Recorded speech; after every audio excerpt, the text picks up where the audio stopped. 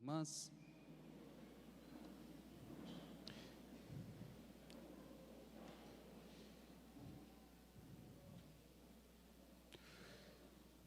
veja, Jesus faz duas perguntas cruciais para os seus discípulos.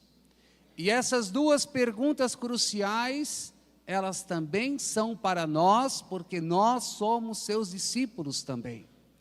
Olha qual é a primeira pergunta, que por sinal é uma pergunta mais ampla, mais genérica. Jesus diz: quem dizem os homens ser o Filho do Homem? Ou seja, o que eles estão dizendo sobre mim? O que eles pensam a meu respeito? Quem eles acham que eu sou? Aí os discípulos respondem: olha, Senhor, alguns dizem que o Senhor é um novo João Batista. Outros estão comentando por aí que o Senhor é o novo Elias. Outros ainda dizem que o Senhor é um profeta como Jeremias, ou um dos outros profetas. Veja qual era aqui a compreensão que eles tinham de Jesus. Muitas compreensões, e compreensões equivocadas. Não tinham uma compreensão correta a respeito de Jesus. E hoje não é diferente. Hoje não é diferente. Hoje muitos têm uma compreensão distorcida da pessoa de Jesus. Alguns acham que Jesus foi um subversivo do seu tempo, que Jesus foi um grande líder político, que se colocou numa atitude de oposição ao sistema da época. Outros entendem Jesus como um grande líder, meramente só espiritual. Outros ainda hoje entendem Jesus como um espírito evoluído, um ser humano evoluído espiritualmente, um grande guia. Outros, ainda hoje, infelizmente, tem gente que tem compreensão distorcida de Jesus, que acham que Jesus é só um milagreiro, um curandeiro, que Jesus é meramente só um exorcista, então nós temos que procurar Jesus para que ele expulse os espíritos maus. Então há muitas compreensões distorcidas a respeito de Jesus. Talvez você já leu por aí, dizendo assim que Jesus é o maior psicólogo do mundo. Sim, Jesus era um homem realmente equilibrado, centrado, um homem realmente profundo. Mas Jesus não é o maior psicólogo, ele é muito mais do que um psicólogo, não é? O maior educador do mundo. Não, sim, Jesus nos educa, mas ele é muito mais, infinitamente mais do que um educador. Nada contra esses livros, que falam coisas até muito boas e bonitas, mas que eu quero dizer que as pessoas ainda hoje, passado 2000 anos de cristianismo, ainda têm uma compreensão errônea da pessoa de Jesus. E aí vem a segunda pergunta, olha só, a segunda pergunta, que aí nos responde, de fato, quem é Jesus. Olha a pergunta que Jesus faz. Então Jesus lhe perguntou: e vós, quem dizeis que eu sou? Ou seja, quem eu sou para vocês? Falando agora de forma mais íntima, mais direta para os discípulos. E aí vem a resposta de Pedro. Pedro respondeu: tu és o Messias, o Filho do Deus vivo. Então Jesus, ele é Deus. Verdadeiramente homem, sim, mas verdadeiramente Deus. Jesus, ele é o Senhor, Jesus, ele é o Salvador, Jesus, ele é o Redentor, Jesus é o caminho, a verdade e a vida. Jesus é a luz, é a única luz que pode dissipar as trevas, as escuridões do nosso coração.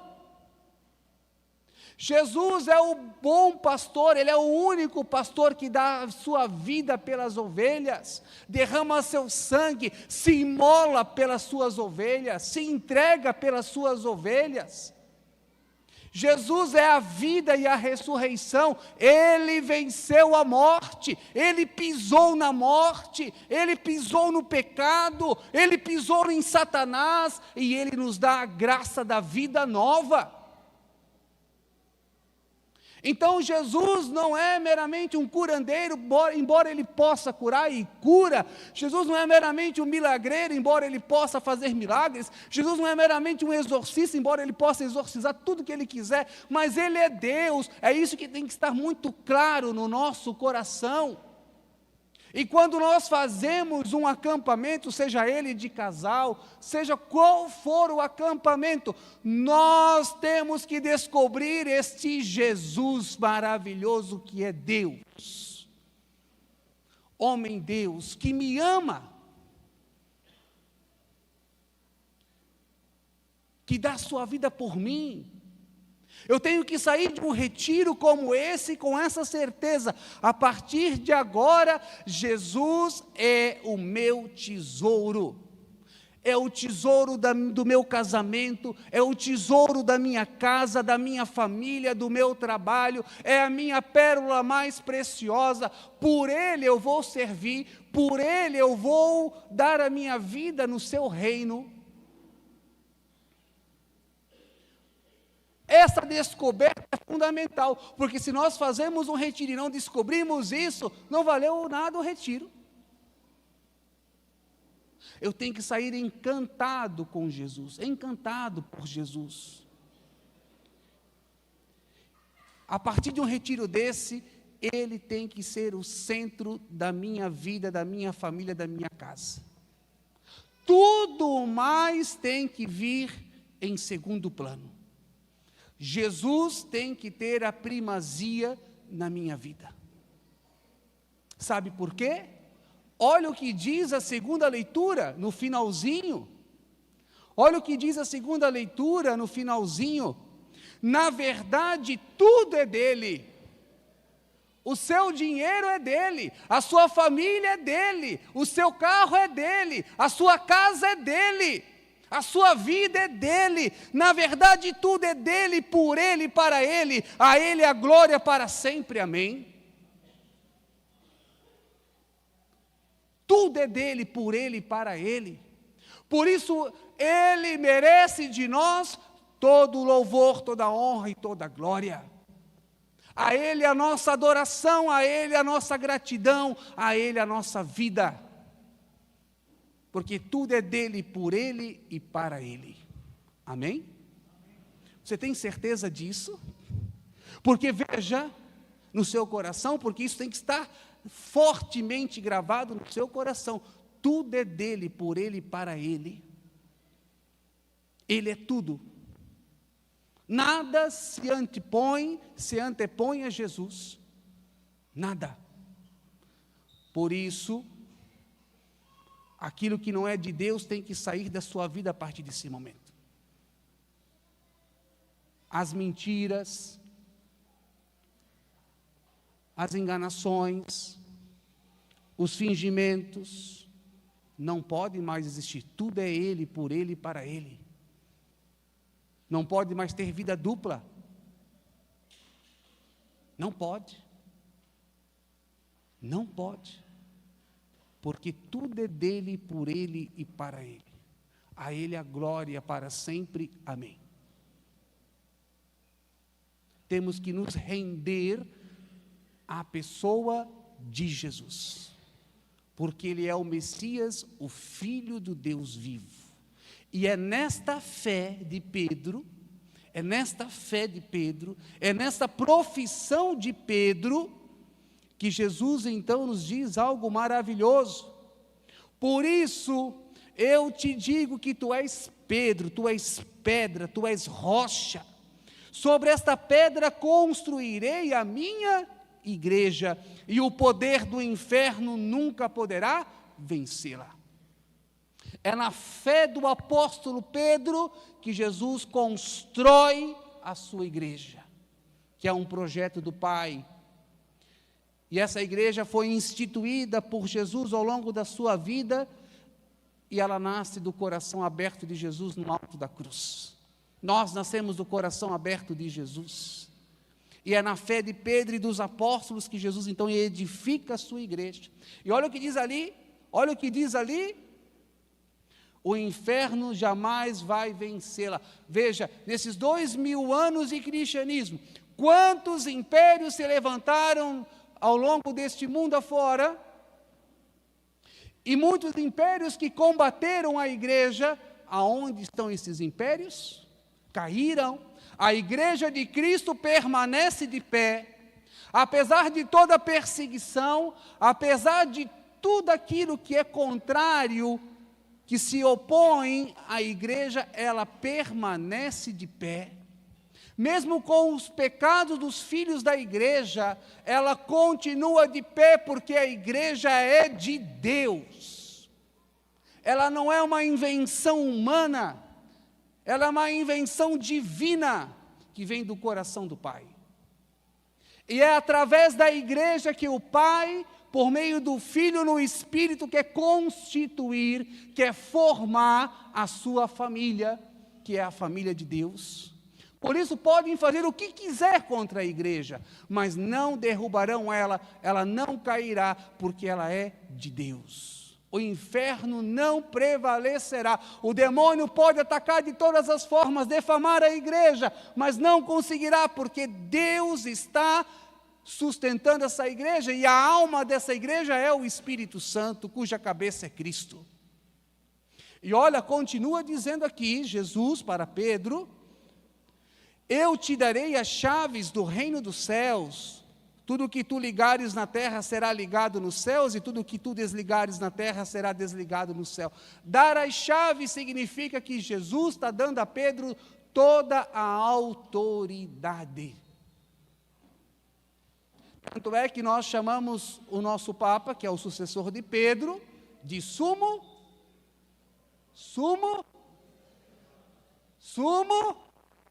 Não, sumo pontífice. Por que pontífice? Ponte. Porque ele nos liga a Deus e Deus a nós. Ele é o sumo pontífice. O sumo pontífice. Ele tem toda a autoridade para nos ligar a Deus e nos desligar, se for o caso. Não é? Então ele é o sumo pontífice. Ele recebe do Senhor toda essa autoridade. Inclusive o Papa é o vigário de Cristo. Ele faz as vezes de Cristo aqui na terra. Eu aprendi no seminário, e partilho com vocês, 3 devoções brancas que todo católico tem que ter. Primeira devoção de um bom católico: amar a Eucaristia. Católico que se preze, ame a Eucaristia. Católico que se preze, não falta missa de domingo e dia santos de guarda. Aliás, se falta é pecado mortal, tem que se confessar para voltar a comungar. Segunda devoção, devoção e amor e veneração à Santíssima Virgem, à Imaculada, sem pecado. Terceira devoção, ao Santo Padre o Papa, todo respeito e todo amor ao Santo Padre o Papa, não importa quem ele seja. Ele é o sumo pontífice. Então, amor à Eucaristia, amor à Virgem Santíssima, amor ao Santo Padre o Papa. Um bom católico vive essas 3 realidades na sua vida diária. Finalizando, concluindo essa homilia, queria só trazer aqui rapidamente o tema dos leigos, o laicato. Primeiramente, tirar essa ideia negativa de leigo como aquele que não sabe nada. Ah, eu sou leigo disso, como dizendo assim, não sei, não entendo, não tenho conhecimento, não tenho o aperfeiçoamento daquela área, então eu sou leigo. Não, leigo aqui não tem nada a ver com isso.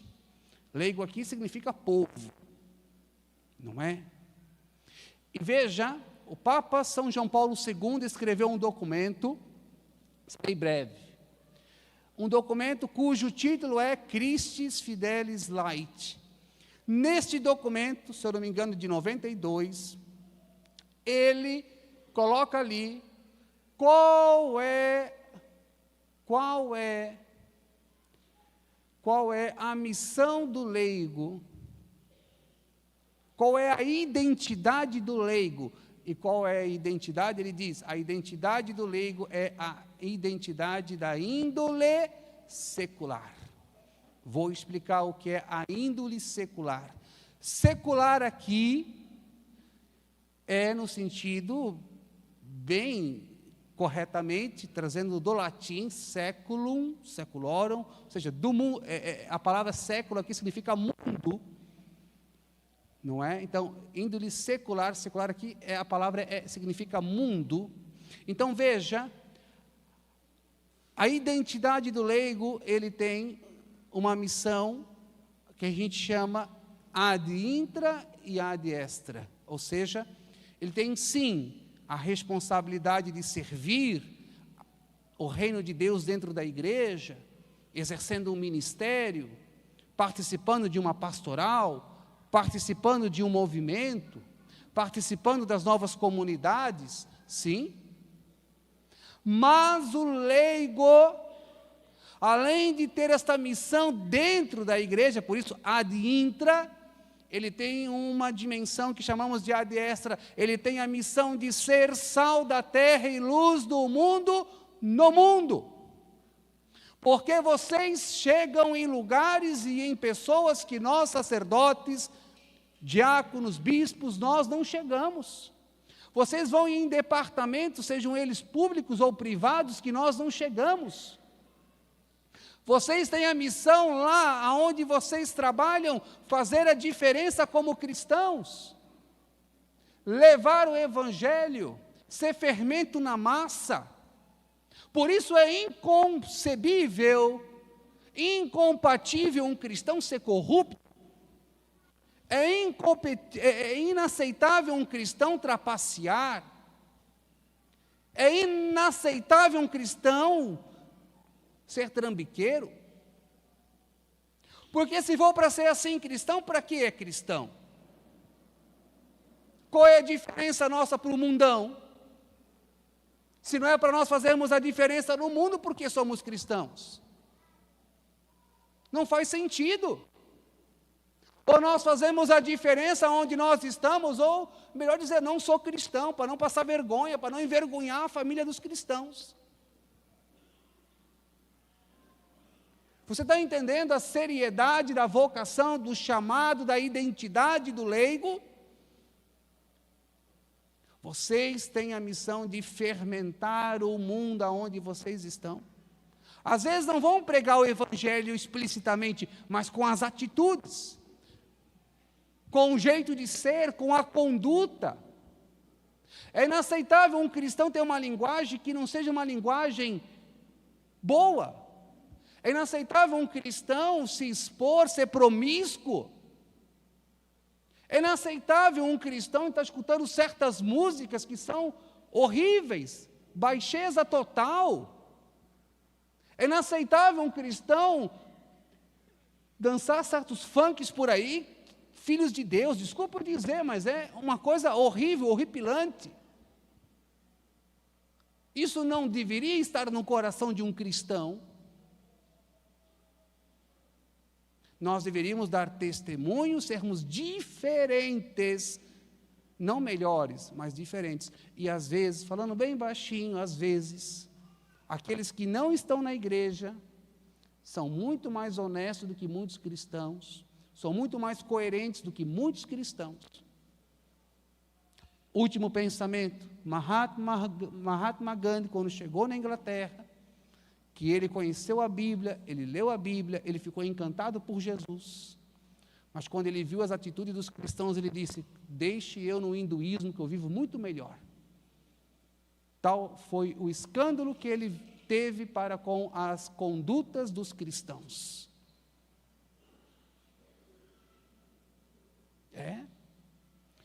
Então, que nós, amados irmãos e irmãs, possamos realmente, nesse dia que celebramos o dia dos leigos, dos catequistas, que nós olhemos para dentro de nós e como é que eu estou sendo sal da terra e luz do mundo, como é que eu estou vivendo a fé professada por Pedro. Será que eu também estou professando Jesus como Messias, o Filho do Deus vivo?